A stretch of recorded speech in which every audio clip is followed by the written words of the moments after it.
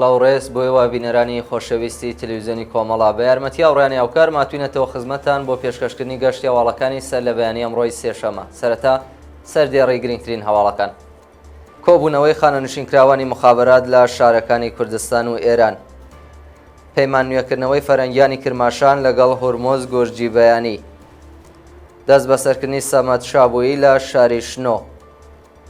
برینداربوونی 4 شارۆمەندی کورد بەهۆی بردومانی ڕۆژاوا لەلایەن تورکیا. کۆبوونەوەی کرێکارانی ڕەسمی نەوت لە عەسەلویە و بوشێر. ئیدامەی ماگرتنی پەرەسەران لە زیاتر لە 50 شاری ئێران.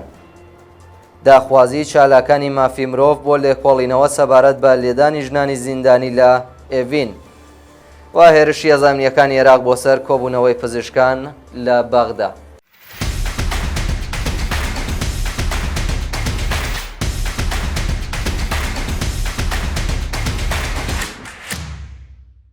درێژەی هەواڵەکان. کۆبوونەوەی خانەنشینکراوانی مخابرات لە شارەکانی کوردستان و ئێران.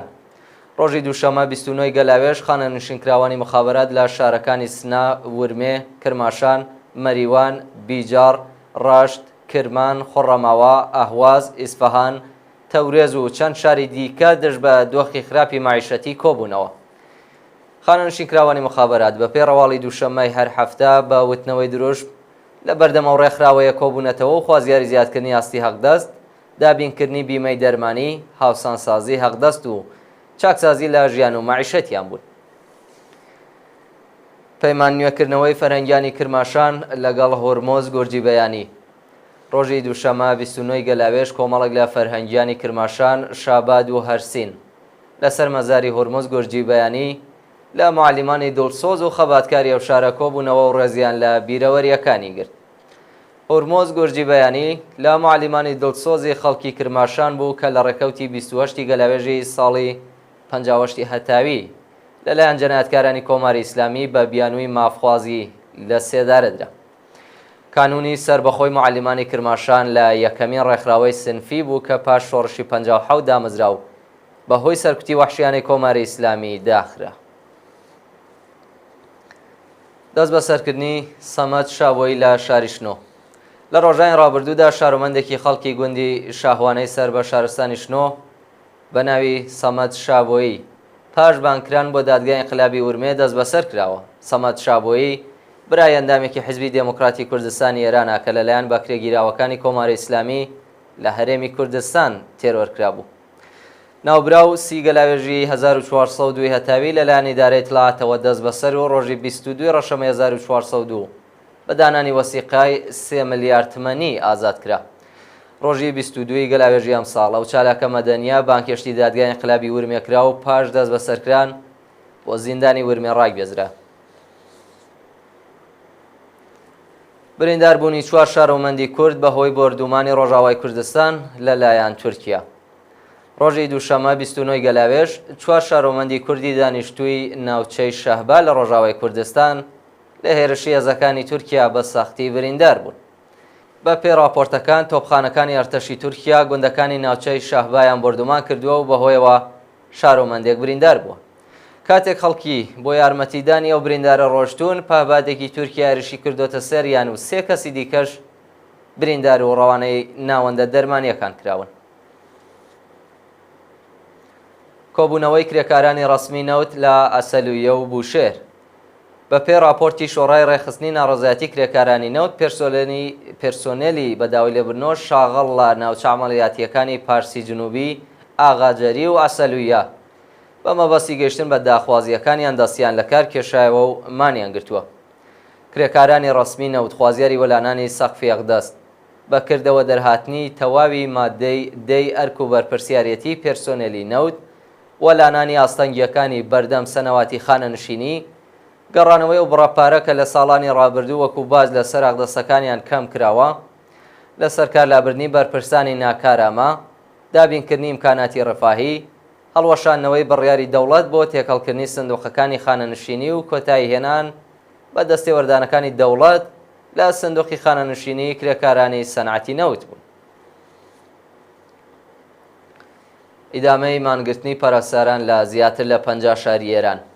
ڕۆژی دووشەمە 29 گەلاوێژ پارێزسەرانی بوشێر وەراک هاوکات لەگەڵ هاوکارەکانیان لە شارەکانی شیراز، مەشەد، کەرەج و چەند شاری دیکەی ئێران دەستیان لە کار کێشا و مانیان گرت. بەپێی راپۆرتەکان فەرمانداری مەشەد بۆ هێورکردنەوەی پەرستاران سەردانی ناڕازیانی کردووە، بەڵام پەرستاران بە وتنەوەی دروست وەڵامیان داوەتەوە.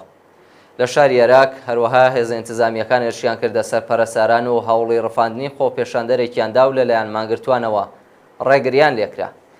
پەرستارانی ئێران خوازیاری زیادکردنی ئاستی ئەقدەس بە پێی ڕێژەی هەڵاوسان، تەزمینی ئەمنیەتی پیشەیی، نوێکردنەوەی قەرارداد، چوونە سەرەوەی تعرفەی پەرستاری، کەمکردنەوەی ساعەتی کار، پێدانی ئیزافەکاری و کارانە، دامەزراندنی هێزی کاری نوێ و ڕێگری لە کۆچکردنی کادری دەرمان بۆ دەرەوەی وڵات بوون. داخوازی چالاکانی مافی مرۆڤ بۆ لێکۆڵینەوە سەبارەت بە لێدانی ژنانی زیندانی لە زیندانی ئێڤین. دوا بە دوای بڵاوبوونەوەی هەواڵی لێدانی ژنانی ناڕازی لە زیندانی ئێڤین، کۆمەڵێک لە چالاکانی مافی مرۆڤ و ڕێکخراوە نێودەوڵەتیەکان لە بەیاننامەیەکدا داوای لێکۆڵینەوەیان لەوبارەوە کرد. ئەو بەیاننامە لە چەندین ڕۆژنامەی ئوروپایی لەوانە ڕۆژنامەی لیبراسیۆنی فەڕەنسا و ئالپایسی ئیسپانیادا بڵاو کراوەتەوە و تێیدا هاتووە ئێمە چالاکانی مافی مرۆڤ کە پابەند بە یەکسانی ڕاگەزی و ڕێزگرتن لە سەروەری یاساین لە چەند ڕۆژی ڕابردوودا بەهۆی ئەو راپۆرتانەی کە لە بەشی ژنانی زیندانی ئێڤینەوە گەیشتونەتە دەستمان نیگەران بووین. زیندانیانی سیاسی ئێڤین کە لە بیرروهزری جیاواز پێکاتون تەنیا بەهۆی خەباتیان بۆ گەیشتن بە ئازادی و دادپەروەری گیراون و نزیکەی 70 کەس دەبن کە پێویستیان بە یارمەتی نێودەوڵەتی هەیە.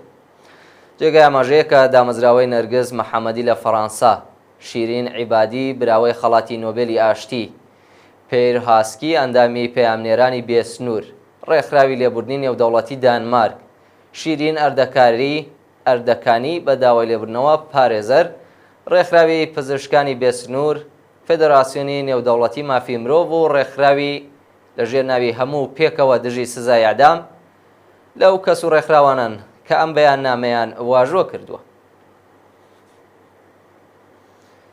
هێرشی هێزانیەکانی عێراق بۆ سەر کۆبوونەوەی پزیشکان لە بەغدا. ڕۆژی دووشەمە 29 گەلاوێژ هێزانیەکانی عێراق هێرشیان کردە سەر کۆبوونەوەی ناڕەزایەتی خوێندکارانی پزیشکی لە بەردەم وەزارەتی دارایی و چەند کەسیان بریندار کرد. بەپێی راپۆرتی میدیاکانی عێراق، خوێندکارانی بواری پزیشکی و پەرستاری هەروەها دەرچوانی زانکۆی زانیاری پزیشکی خوازیاری دامەزراندن لە نەخۆشخانە و ناوەندە دەرمانیە دەوڵەتی و تایبەتەکانن و ئەمە چەندەمین جارەکە لە شاری بەغدا خۆپێشاندان دەکەن. ڕۆژی دووشەمە تێکەڵچوون لە نێوان خۆپێشاندەران و هێزەکانی پۆلیس ڕۆیدا و چەند ناڕازی بریندار بوون. و دوایین هەواڵمان سەبارەتە بە مانگرتنی کارمەندان و کارگەرانی مخابرات لە وڵاتی ئەمریکا. کارگەرانی مخابراتی ڕۆژهەڵاتی ئەمریکا ڕۆژی یەکشەمە 28 گەلاوێژ لە ناڕەزایەتی بە کەمی حەقدەست دەستیان لە کارکێشا و مانیان گرت. بەپێی راپۆرتەکان کرێکارانی مخابراتی ئەمریکا بە بەدەستەوەگرتنی پلاکارد و وتنەوەی درۆژ خوازیاری زیادکردنی حەقدەست، گۆڕانی دۆخی پیشەیی، پێداچوونەوە لە گرێبەستەکان و دانوستانی نێوان بەڕێوەبەرانی شیرکەت لەگەڵ نوێنەری یەکێتیە کرێکاریەکان بوون. بەڵێ بینەرانی خۆشەویست گەشتیاوەڵەکانی ئەمڕۆتان پێشکەش کرا. هەر شاد و کامەرامن.